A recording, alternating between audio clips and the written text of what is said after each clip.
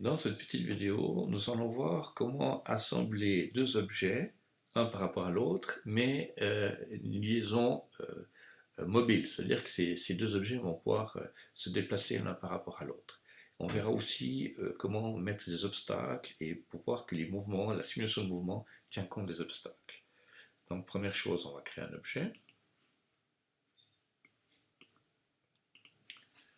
Mon objet, on va lui créer déjà un sketch comme d'habitude, on commence toujours par dessiner des sketchs. Là je vais faire 50 par 20.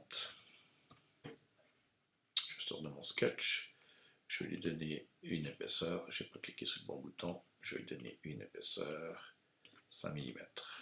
Voilà, cet objet je vais le copier et je vais le coller dans mon projet, ici. Le coller. Donc j'ai un deuxième objet. Voilà, maintenant on va lier ces objets ensemble. Donc je vais faire un assemblage. Je vais demander de faire un joint et je vais demander d'avoir une révolution, c'est-à-dire qu'on va tourner autour d'un axe. Je vais sélectionner mon premier axe, sélectionner mon deuxième axe. Et voilà, donc mon objet il tourne. Donc j'ai lié mon objet. Maintenant je vais essayer de le bouger. Le problème c'est qu'il y a deux qui bougent ensemble parce qu'il y en a un qui n'est pas attaché. Je devrais avoir deux mains. Alors pour faire la deuxième main, on prend un objet qu'on veut, on le colle au sol.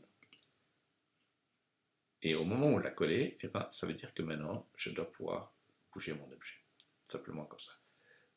On voit que mon objet, il traverse. Donc c'est un peu embêtant. Hein. C'est pas un déplacement normal. Je reviens dans le menu Assemble. Et dans le menu Assemble, je demande Enable tous les contacts. Au moment où j'enable tous les contacts, là, on voit que je ne peux pas descendre plus bas et je ne peux pas aller plus loin. Ça reste coché. On va même faire un truc encore rigolo. On va dessiner, on va cacher ça pour l'instant, on va dessiner un nouvel objet qui va faire office d'obstacle. Il faut que je me mette correctement là. Donc je crée mon dessin ici. Je vais simplement faire une sorte de bouchon. Voilà, je vais le déplacer de 5 mm.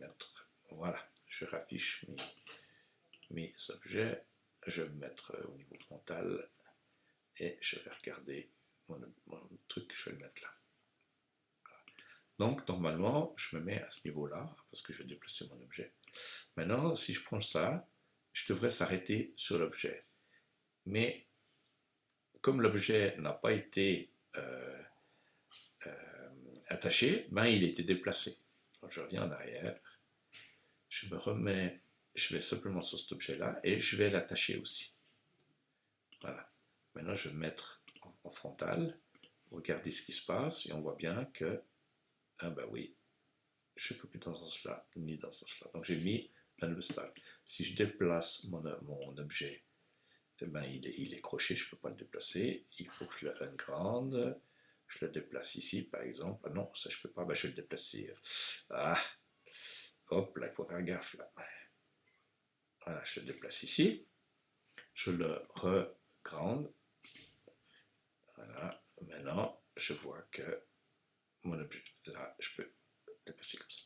Ok, on a vu très simplement comment créer deux objets, attacher les objets ensemble et lui mettre un obstacle pour qu'il en tienne compte, pour faire une simulation de mouvement qui est très important quand on veut faire des objets complexes.